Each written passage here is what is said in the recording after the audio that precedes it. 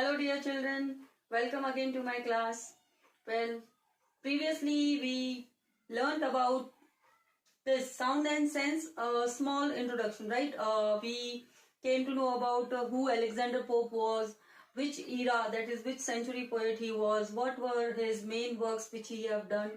Now today students we will be doing the explanation part of the stanza. Okay, so I'll be explaining you stanza wise. Today I'll be explaining the first stanza, and in the next class I'll be explaining you the second stanza. As of now, let's come with the first stanza.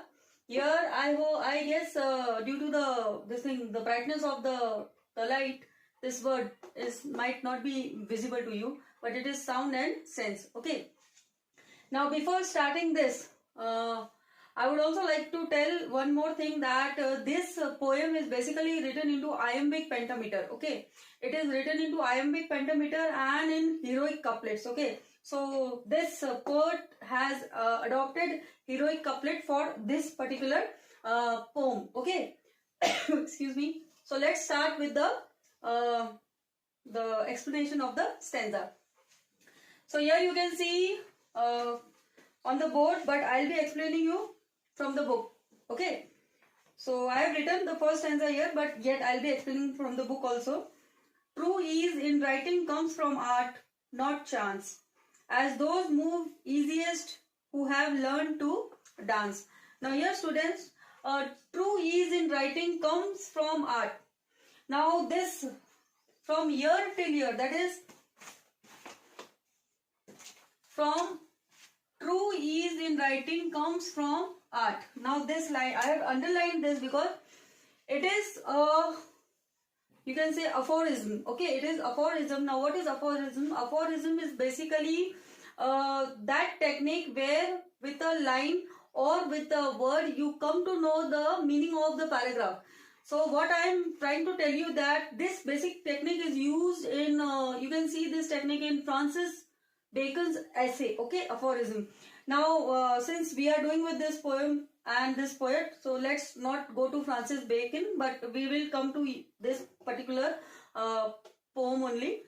Here what I am trying to tell is that this line itself is making this stanza clear. Okay, that what exactly the writer wants to tell.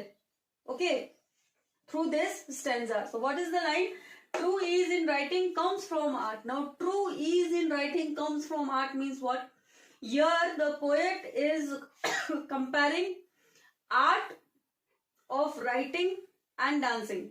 Okay, now here the poet is saying, that is Alexander Pope is saying, that anybody can be a poet.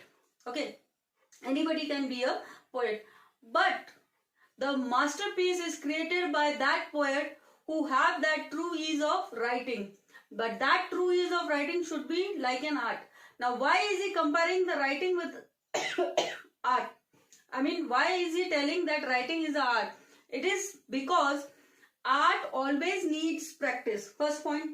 Second point, there are certain rules while making a art, whether it is dance, whether it is writing. Okay, and the third point, that is also important point, that is dance and art both are compared by Alexander Pope because they both needs perfect sound and perfect rhythm.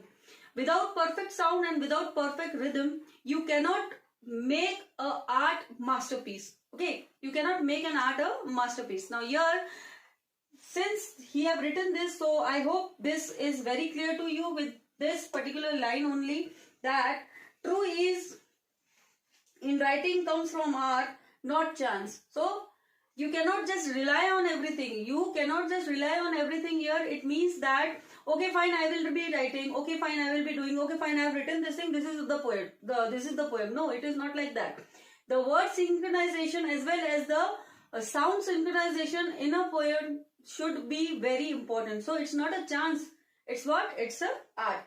Now as those move easiest who have learned to dance. Now here, as I told you before, the skill of writing and skill of dance is compared with each other. Okay, they are compared with each other. Now children, you might have seen many dancers. For example, if I say Michael Jackson, Prabhu Deva, or there are so many dancers, like many dancers. both a poet and a dancer is like same only. Why? Because in dancers you might have noted that they means the dancers really work hard for the perfection of the steps, the gestures, their postures, etc., right, their expressions. So they pay a keen attention to all these things and then they perform the dance. Okay, while performing the dance they always synchronize with the beat as well as the rhythm and sound of that particular song on which he or she is dancing. And then you can see that the brilliant moves, the beautiful the postures, the beautiful you can say mudrain, okay, the mudras which they make, these mudras are basically in Bharatnatyam and all.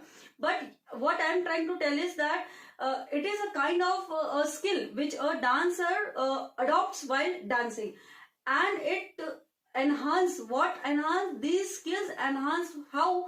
By practicing. So definitely we can say that the dancer practice the art, that is the dancing art, okay, very nicely, so that he or she can dance on the stage in front of thousands of audience without losing their confidence, and they are applauded. Okay, now here the poet is saying, that is Alexander Pope is saying, that the poet who he or she is writing the poem should always be like that. It means that he or she should always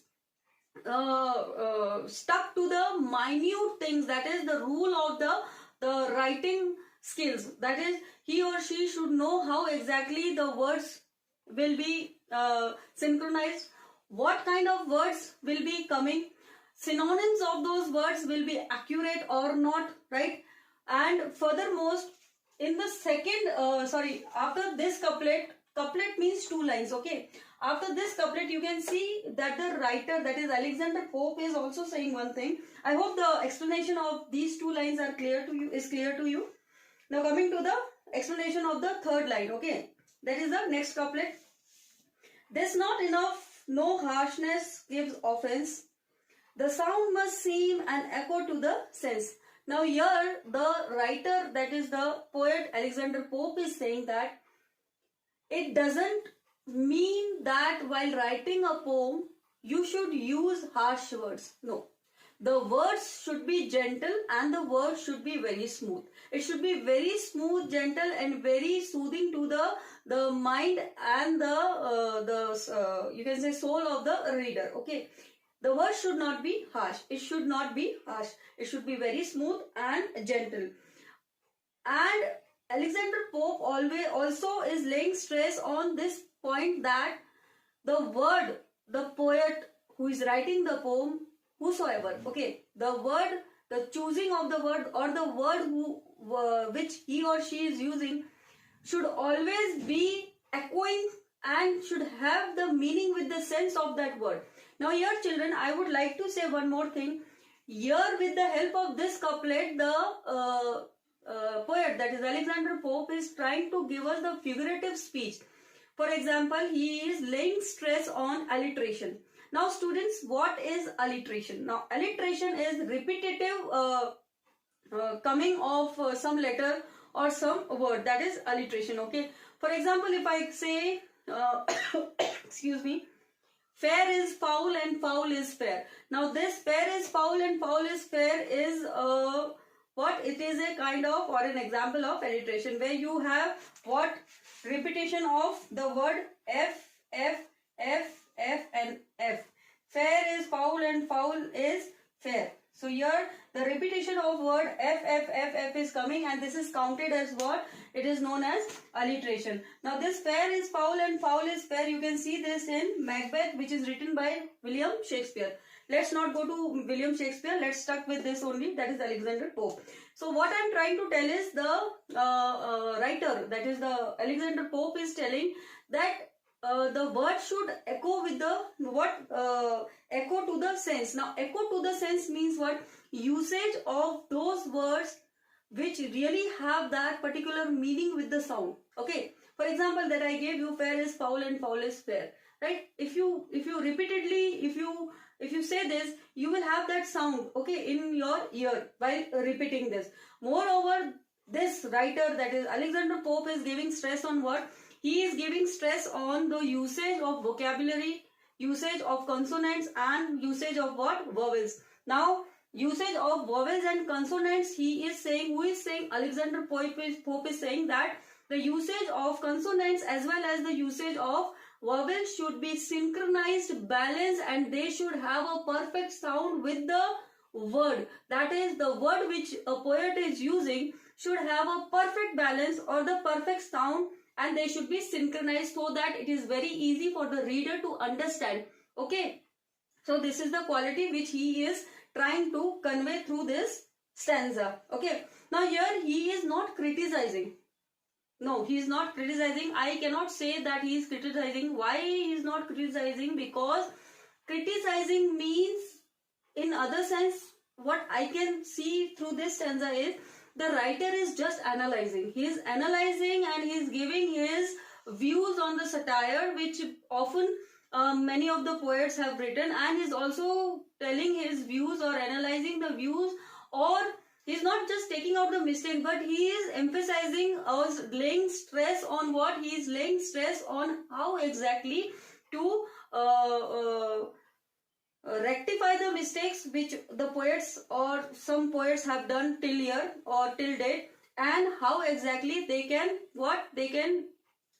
groom up with the writing skills. Okay, now let's come to the next line, and the next line is this: soft is the strain when zephyr gently blows, and the smooth stream is smoother numbers flow. Right? So soft is the strain when zephyr gently blows. Now here you can see I have underlined the word zephyr. What is the meaning of the word zephyr? Now zephyr means a gentle breeze. Okay. So soft is the strain when zephyr gently blows. Right. And the smooth stream is smoother number flows. Now here also, as I told you, that the word should be very smooth and it should be very gentle. It should be very gentle as what? As zephyr. So here you can see the poet have compared the words used by different poets as what? They should be like what? Zephyr, that is gentle breeze. Very soothing. Okay, let's come to the next line. The next line is, but when loud surges lash the sounding shore, the horse rough words should like the torrent roar. Now here the writer is saying that when you write a poem, okay, see, there are so many kinds of poems. There are romantic poems, right? There are nature poems also, right? There are many kinds of poems. So what I'm trying to tell is, poem is basically imagination. Okay, imagination of a person, a writer or a poet, and that imagination is carved into some like picturized form, or the verbal form, or you can say a written form, and then you have it on the paper. But writing the poem is a skill. But second thing is the like selection of the words. Now if I say, children, if I say that there is a poem, okay, and the poem is you can say a romantic poem, okay, so I cannot use words like harsh, hate, etc. in a romantic poem. You cannot afford to judge that poem as a romantic poem. Yes, if I'm writing a poem which is kind of like Paradise Lost, which is written by John Milton, he have used many words like when the Satan falls down and kind of like that. So he have used many different words to explain that particular scene or that particular action which had taken place. Now what I mean to say here is, I mean to say that while writing a poem, right, the word should be very systematic. For example, if I say, if I want to present the gestures of smoothness, the word should be very smooth. For example, if I'm writing a poem on rain, thunder or lightning, or if I'm writing a poem on earthquake, so the words which I'm choosing should definitely mean that it happened. That is, if I'm taking a word like the soothing earthquake, so is it like is it matching? No, it is not matching. Why it is not matching? Because earthquake cannot be soothing. It cannot be soothing. But if I say drastic earthquake, it is matching. Why? Drastic word and earthquake word, it match, right? So the sound and the word should go, how? It should go hand in hand, right? It should have a balanced meaning and a balanced sound, and the meaning should be balanced, okay? Right? I hope this is also understood for you. For here he is saying, and the smooth stream in smoother numbers flow, but when loud surges lash the surrounding shore, the horse rough verse should like the torrent roar. Right? Well, students, I'm really sorry for a small mistake. Actually, I wrote surrounding here, but it was sounding. Okay.